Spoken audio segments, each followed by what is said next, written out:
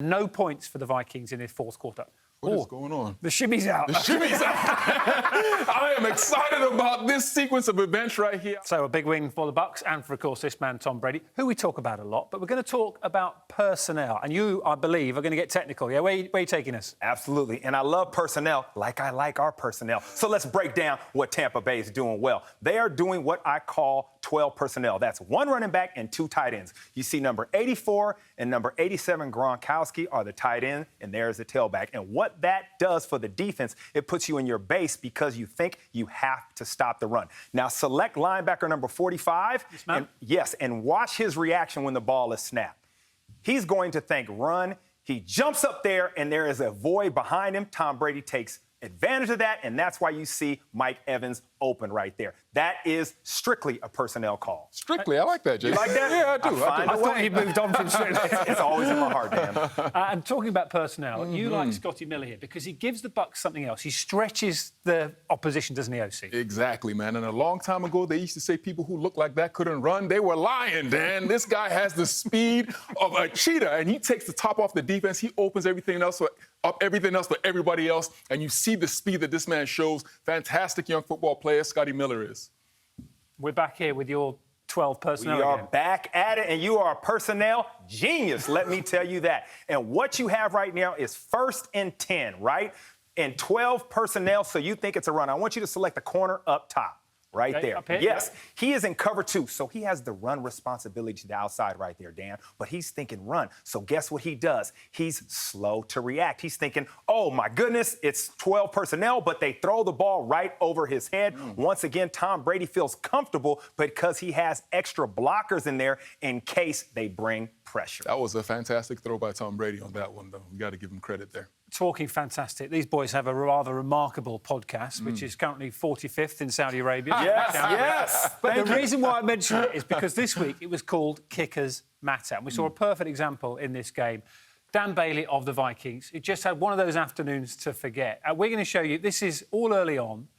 They just scored the first touchdown, and I think in total he missed this extra point and 3 field goals in the game. It was just one of those afternoons to forget, wasn't it? He had a rough day, and you got to remember, this team, the Vikings, is built on playing defense in the ground game, running the ball control. So when points come, you have to get them. You have to have a good kicker you can rely on if you want to make it to the postseason. Dan Bailey has been someone like that in the past, but not right now. He's had 2 seasons where he's only missed 2 field goals. And this is a long way out, but this misses by a mile, OC. It does miss by a mile, but this is a 54-yard field goal. This is a very, very difficult field goal to make. So whether he missed by a mile or whether he missed by a couple of inches, he was still probably going to miss that field goal. I'm going to cut him a little bit of slack here because he has been such a dominant kicker for so long. And Mike Zimmer's still backing him, even though after a performance like that, you could expect a call on a Monday to say, you're out. I can't believe OC's cutting people slack, man. What's going on? It must be the holidays. I'm feeling nice, man. It's Christmas. Now, it's always good to spend some time with you as experts. You are, can I say you're a penalty expert? Oh, Dan. Is that a bit harsh?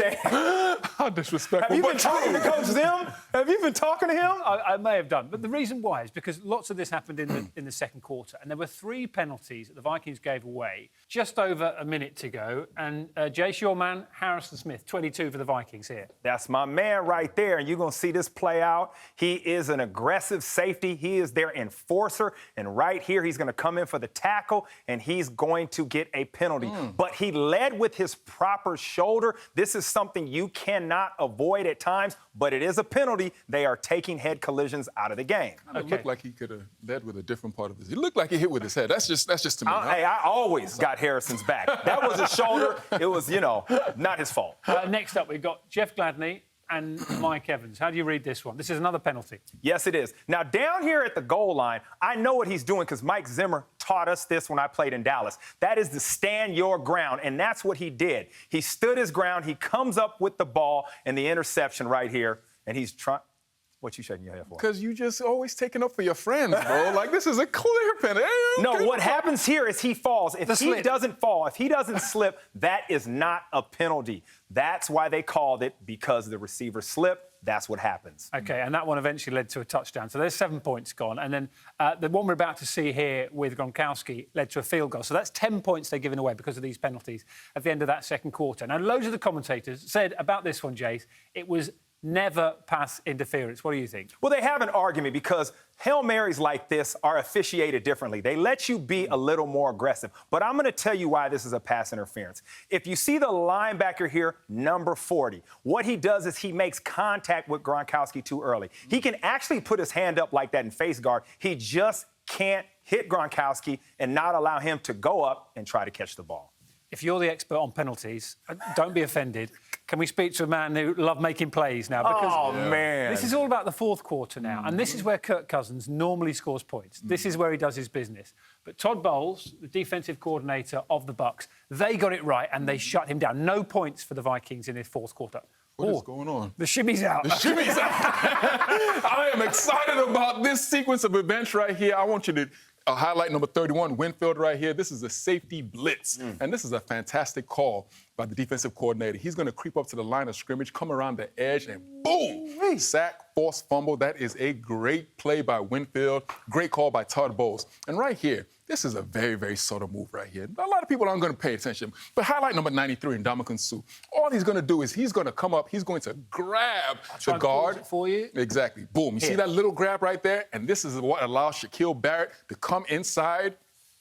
Boom. That's it. Just that simple grab that he does allows Barrett to come inside, pick the guard, and get the sack, man. This is fantastic coordination between these two players. And Tiny right here, detail, but that makes a difference. Exactly. It makes all the difference in the world. And right here, you're going to see them run a text game. Why do they call it a text? Because it's the tackle and the end, and they are exchanging responsibilities. They're running exactly. That's it right there.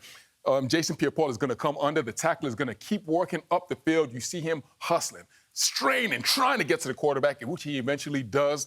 Great play by the Tampa Bay Buccaneers. And right here, sometimes a man just has to whip the guy in front of him. No coordination necessary. And that is what Jason Pierre-Paul is going to do right here. Coming off the edge, he beats the offensive tackle quite easily, and he knocks the ball out of Cousins' hands. Sack, forced fumble, and a recovery. Fantastic football player that guy is. And that is how you buzz the cuz in the fourth quarter.